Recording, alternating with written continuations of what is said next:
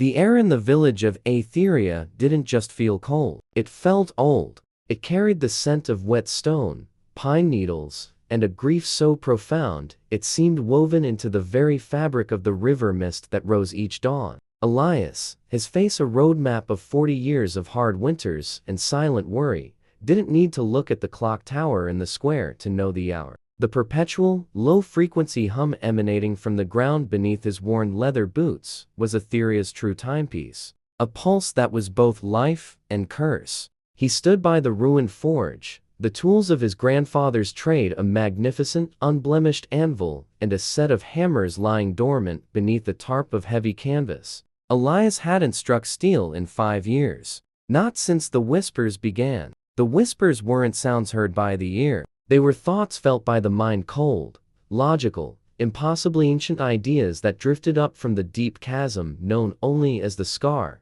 a tectonic wound miles outside the village that bled darkness instead of lava. They were subtle at first, a fleeting suggestion that the stars were wrong, or that gravity was a temporary agreement. But they grew. Now, they were constant, a low-grade mental static that fractured sleep and eroded the simple joy of a sunlit afternoon. Elias had reason to be more attuned than most. His lineage, the Aetheria bloodline, had served as the village's unofficial keepers for 8 generations, tasked with 2 simple, terrifying duties: to monitor the Scar and to never, ever interfere with it. His great-great-grandmother, the only keeper to ever write anything down, had left a single, cryptic warning in the family ledger. The Scar is not a wound of the earth, but a silence that the earth bleeds into. Do not disturb the silence. Today, the hum was louder, not a sudden spike, but a deeper resonance, like a cello string being tightened past its breaking point. It drew him out of his self-imposed exile in the forge, past the empty, watchful eyes of the villagers, most of them now shuffling husks, lost in the internal echo chamber of the whispers, and up the muddy track toward the edge of the forest of sighs. He carried no weapon, only a heavy, iron-banded lantern and a single item that he'd kept hidden since childhood, a small, perfectly smooth piece of obsidian, not naturally occurring, but carved with an intricate, swirling pattern that seemed to absorb the light. His father had called it the listening stone. The forest was a labyrinth of twisted, black-barked trees, whose upper branches were perpetually shrouded in a ceiling of perpetual gray cloud. No bird sang here, even the wind seemed to hold its breath. It was a place of oppressive silence, broken only by the crunch of Elias's footsteps on the decaying forest floor. He walked for an hour, the hum in his chest growing into a painful vibration. Finally, he reached the edge of the cliff, the lip of the Scar. It wasn't a hole. It was an absence. The Scar was a rift about 2 miles wide, plunging down into an inky blackness that devoured all light, even the powerful beam of Elias's lantern. It didn't look like rock was broken away. It looked like the concept of ground had been removed. No echo returned from a dropped pebble. No scent rose from its depths. It was a sensory vacuum. And then, he saw it. Something had changed. Near the precipice, etched into the basalt rock, was a series of fresh symbols. They were crude, jagged, and profoundly unsettling, unlike any glyphs known to the region. They looked less like writing, and more like a feverish attempt to draw a thought that couldn't be described. Elias recognized the handiwork instantly. It was the work of Serafini. Serafini was the village's outlier, a young woman of fierce, unbound intellect who had been the first to openly speak of the whispers not as a curse, but as a language. She had been dismissed, feared, and finally shunned by the village elder council for her obsessive, years-long quest to decode the silent drone emanating from the Scar. She was the only person Elias knew who was not being bothered by the whispers, but was actively trying to listen to them. She hadn't been seen in 3 days. Elias knelt by the symbols. The whispers intensified, trying to distract him, flooding his mind with images of perfect, cold geometry and the vast, uncaring void between galaxies. But he focused, pressing the smooth, cool obsidian listening stone to his forehead. It didn't block the whispers, but it focused them, giving them a slight, manageable directional quality. As he traced the crude glyphs with the trembling finger, he felt a sharp, mental jolt. The symbol wasn't a description of the void. It was a diagram, a map. Serafini hadn't gone mad. She had found a way to speak back to the silence. The diagram wasn't pointing down into the scar. It was pointing across. To the far side of the chasm, an impossible distance away, lay a narrow, barely visible ridge. And upon that ridge, barely catching the faint moonlight that occasionally pierced the cloud cover, was a structure. It was a perfect pyramid. Not one built of rock, but of something slick, dark, and impossibly crystalline, something that seemed to shimmer with an internal anti-light. It was utterly alien, a massive, silent monument that could not have existed yesterday, or 100 years ago. Yet, there it was, an architectural contradiction balanced on the edge of the abyss. Elias felt the overwhelming urge of the whispers coalesce into a single, devastating thought. The structure is the key. The silence is the lock. If you want the truth of the world, cross the divide. He looked at the obsidian stone, then back at the pyramid, and finally at the small, discarded leather satchel Serafini must have left behind. Inside, resting on top of a worn journal, was a spool of unbelievably strong, silver-spun wire. It was thin, but tough enough to hold his weight.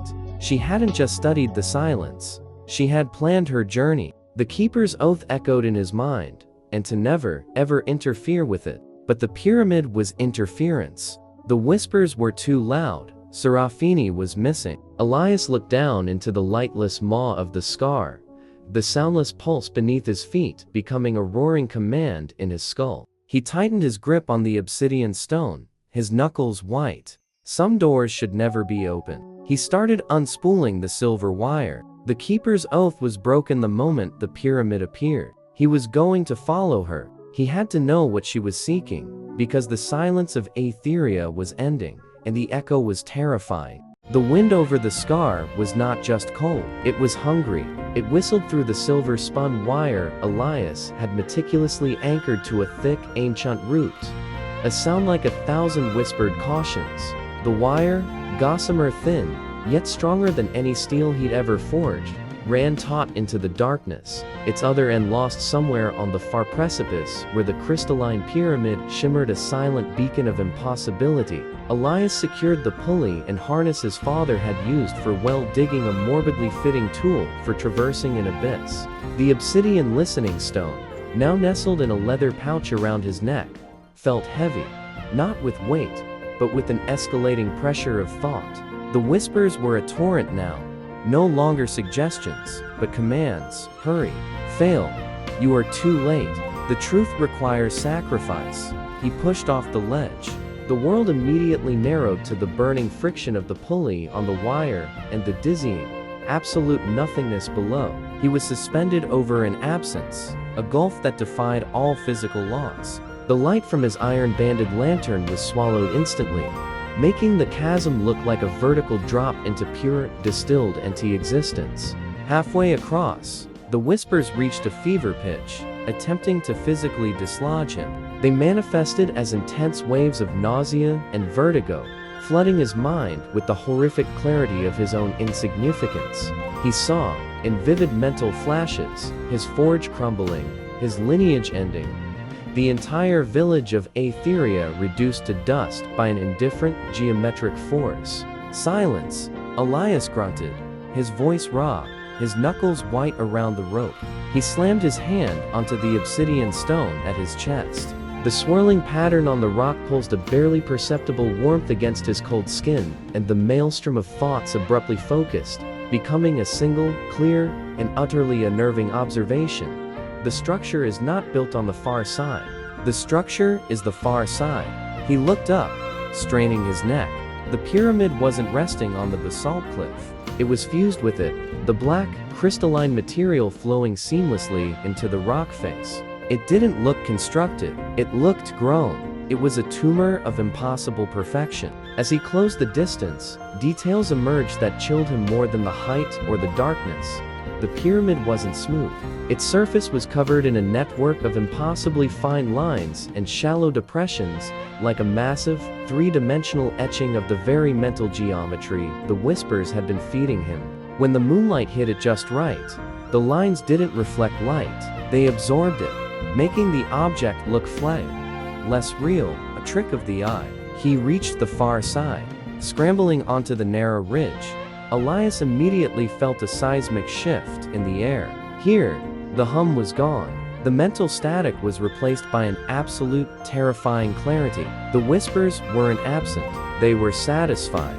They had reached their destination. The pyramid towered over him, easily 300 feet high. At its base, where the black crystal met the earth, there was a single, arched entrance, a maw of total blackness. Lying slumped near the entrance was Serafini's journal. Elias rushed to it, his heart pounding a rhythm that felt deafening in the unnatural silence. The pages were dog-eared, covered in frantic, tight handwriting and her familiar, crude glyphs. He flipped to the last entry, dated yesterday. The silence is not an enemy. It is a filter. The whispers are the waste product of a greater thought trying to emerge. I've found the key to the filter, the resonance point. They said if I gave them what they wanted, the truth would be revealed. The next page was blank save for one single line, written not in ink, but etched deeply into the paper with the sharp instrument, as if by a sudden, manic compulsion. It wants the sound.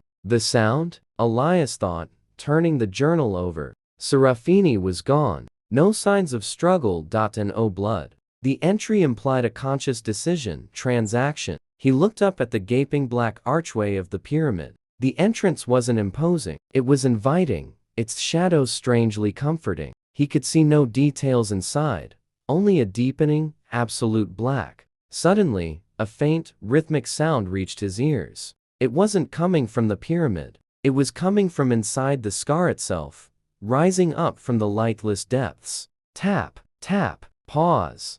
Tap, tap. It was the sound of a hammer striking steel, a faint, unmistakable clang of the ancient art of the smith. The very sound that had been absent from Aetheria for 5 years. Elias's blood ran cold. He had left his forge tools covered in canvas, untouched. No one in the village could or would use them. The fear of the whispers had paralyzed them all. The rhythmic hammering grew louder, clearer, now accompanied by a low, powerful singing from the sound of an anvil absorbing a perfect strike. It was a beautiful, terrible sound, a sound of creation being forged in the heart of destruction. A new whisper, singular and distinct, pierced the silence, coming not from the depths, but from the obsidian stone on his chest. It was a voice, gentle, melodic, yet utterly devoid of emotion. She gave us the sound of the forge. She gave us the key to the lock. Elias stared into the dark entrance of the pyramid.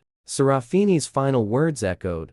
It wants the sound. He understood now. The villagers were lost in the noise of the whispers, but Serafini had traded something of true resonance, the sacred, creative sound of the smith, the very heart of the Aetheria bloodline's purpose to open this door. He reached inside the open archway, not with his hand, but with his lantern. The beam disappeared instantly, not hitting a wall, but simply ceasing to be. The rhythmic clang, thrum from the abyss stopped. Silence returned, heavier, deeper, pregnant with expectation. Elias stepped across the threshold, the obsidian stone warm against his skin, the dark crystal structure absorbing him like a shadow. He was no longer on the cliff edge. He was inside the pyramid, following the trail of a missing seeker and a stolen sound. The air here tasted of ozone and regret. The final, soft whisper met him. Welcome, Keeper. You are the perfect echo.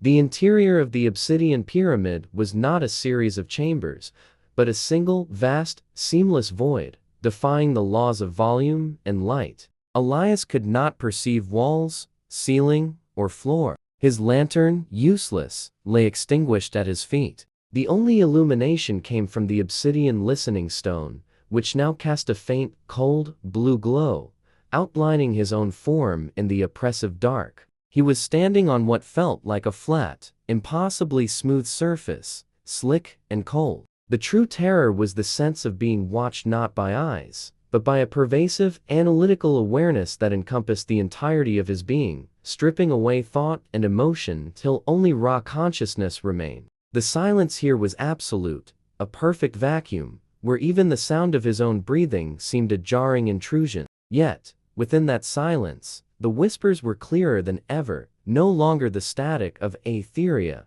but a direct, uninterrupted feed into his mind. They were beautiful in their complexity, describing equations and cosmic topologies that made his human brain ache with the strain of comprehension. Then, the focus narrowed. Appearing before him, suspended in the blue glow, was an image, a holographic projection composed of shifting, crystalline light. It was a perfect, three-dimensional model of the village of Aetheria. He saw the clock tower, the river, his own dilapidated forge. The projection, however, was in motion. It was a depiction of before. He watched, horrified, as the holographic scene played out. Serafini, 3 days ago, standing in his forge. She was vibrant, focused, her eyes alight with an intellectual fervor that Elias had forgotten. She picked up his ancestor's finest hammer, the one with the carved cedar handle, and moved to the massive anvil. Clang! The sound, the real sound of steel hitting steel,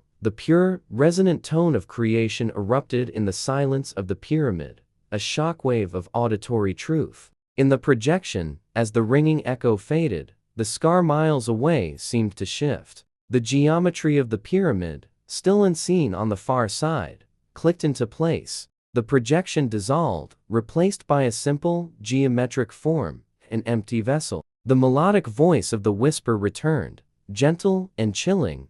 The scar is a mouth. The whispers are its hunger. Itcravs a frequency, a tone of authentic human creation. The sound of the smith, the aetheria line, the rarest frequency. Serafini gave us the key, the location of the sound.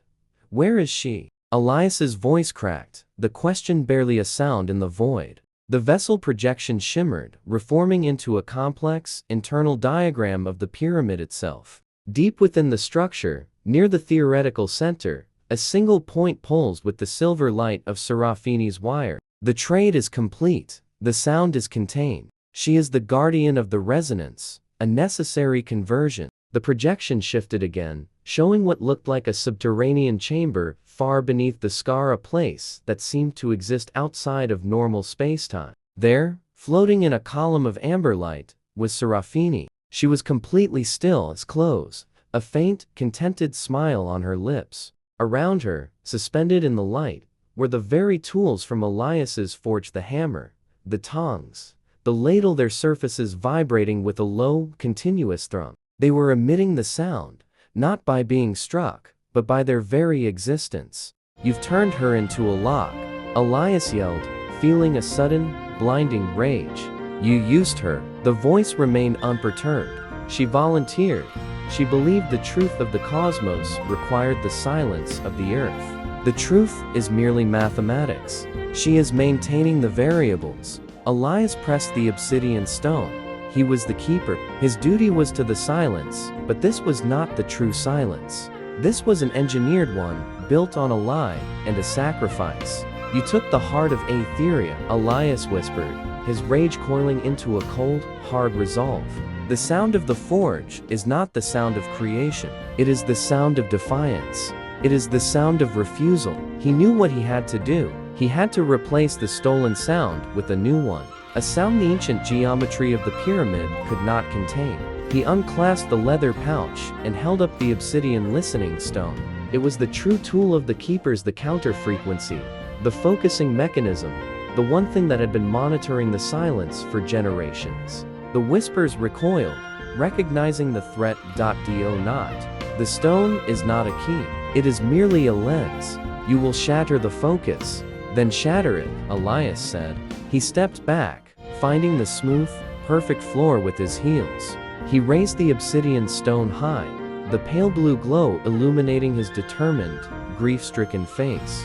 He took the heaviest, most resonant breath of his life.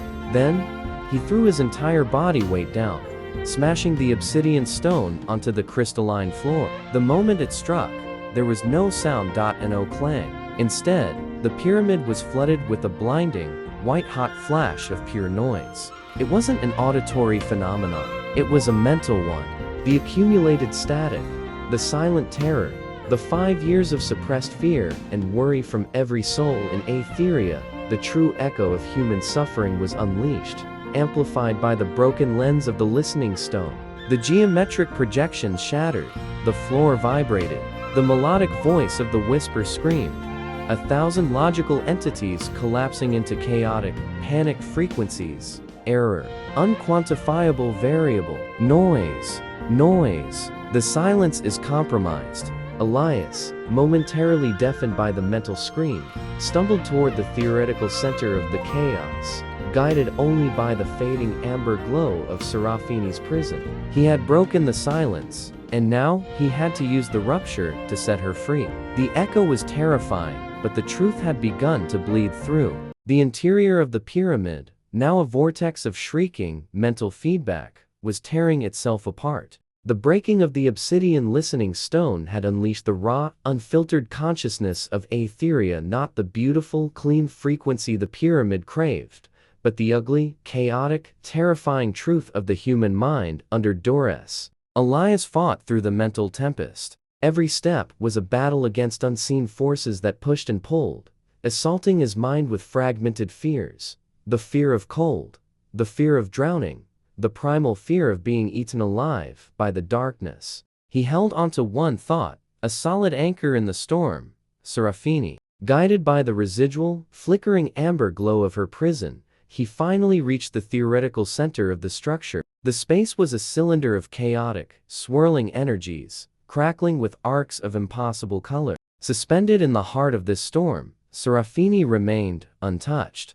Her eyes were still closed, the beatific, unnerving smile still on her face, but the amber light around her was flickering wildly. The stolen forge tools, the hammer, tongs, and ladle, were vibrating so violently they were blurring, their resonant thrum fighting a losing battle against the mental noise. Elias saw the mechanism of her confinement. The silver-spun wire she had used to cross the scar was not merely anchoring her. It was woven into a complex, spiderweb pattern around her, extending into the crystalline walls, drawing the resonance out of her and the tools. She was a living tuning fork, locked into the core frequency. The whisper, now fractured and desperate, returned in a strained, multi-tonal chorus. Restore the silence. The containment must be completed. She is the anchor, you are the echo. Accept your function, keeper.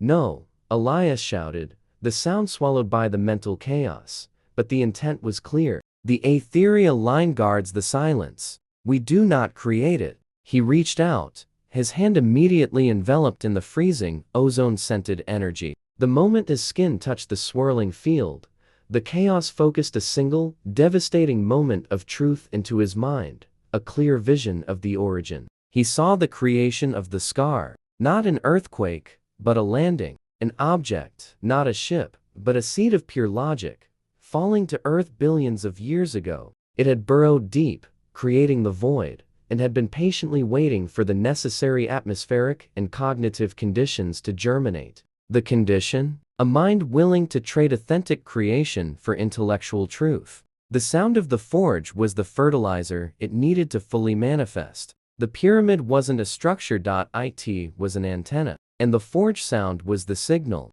Realizing this, Elias's hand shot through the energy field and gripped the silver wire nearest Serafini's torso. The metal was burning cold.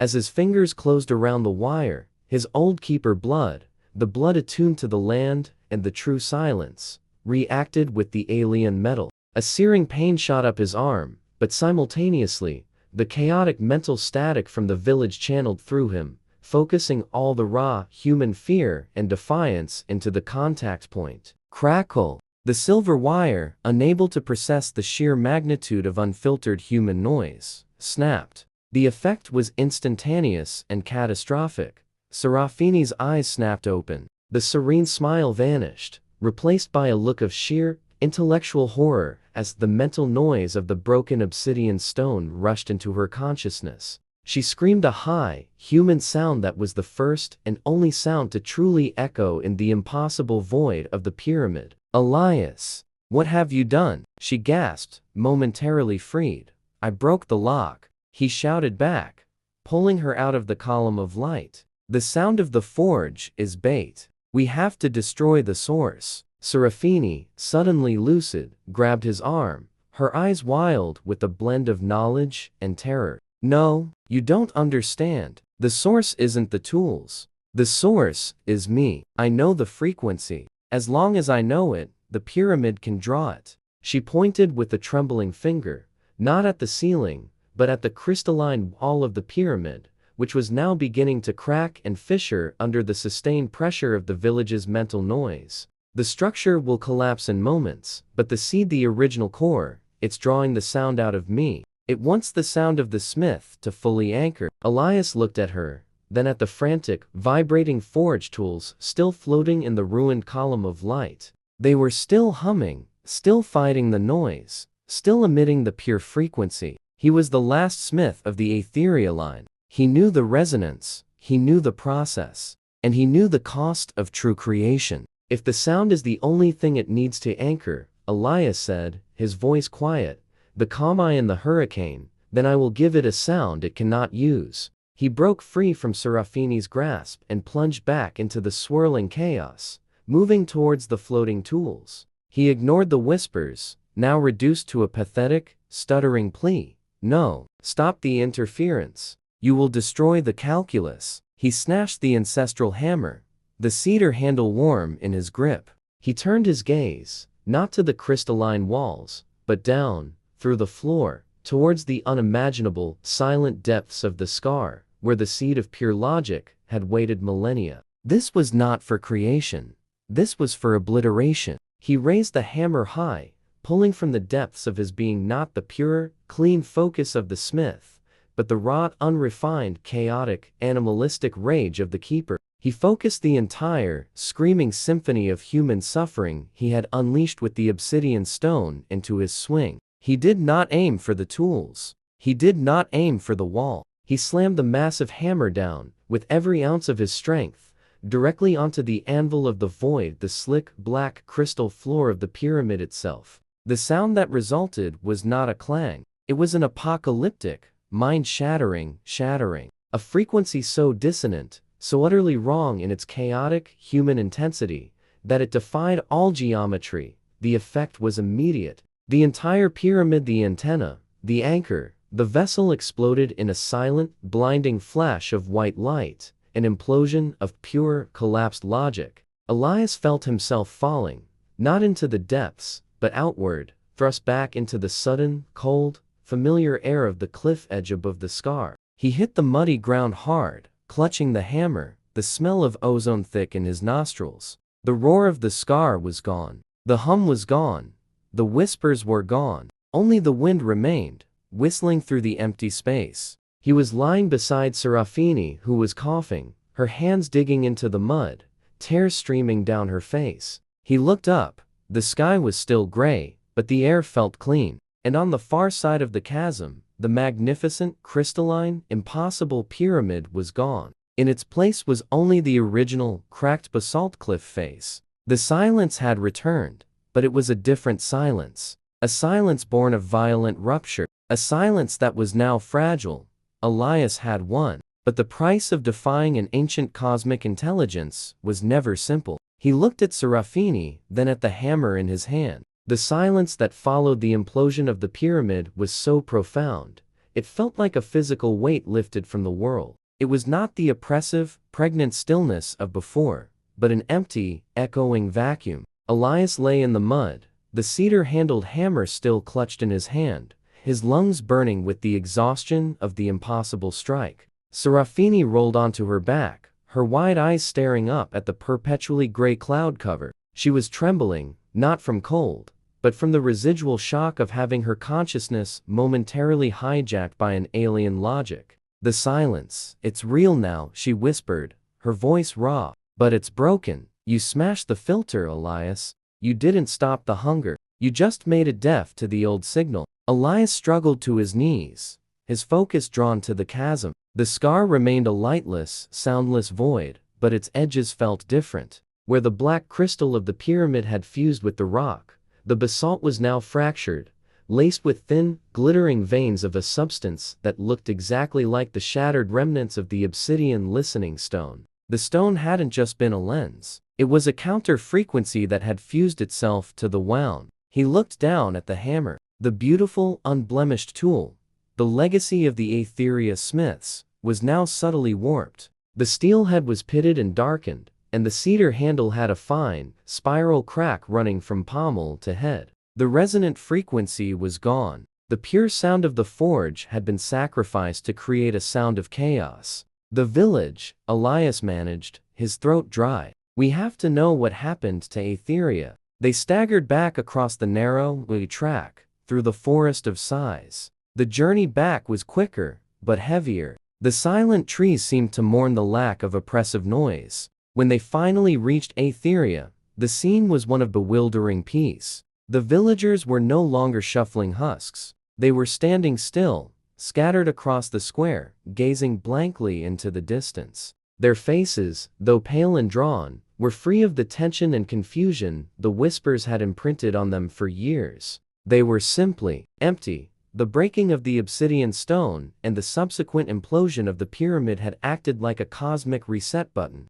It hadn't healed them. It had purged the invasive thoughts entirely, leaving their minds cleansed, yet utterly vacant. They had lost the curse, but they had also lost the mental mechanism to process its removal. As Elias and Serafini entered the square, a woman, old Mrs. Alara, the baker, slowly turned her head, her gaze resting on Elias. She spoke, her voice flat and perfectly even, devoid of emotion. The keeper has returned the silence. The scar is closed. The price has been paid. The price? Elias stepped closer, his heart sinking. What price?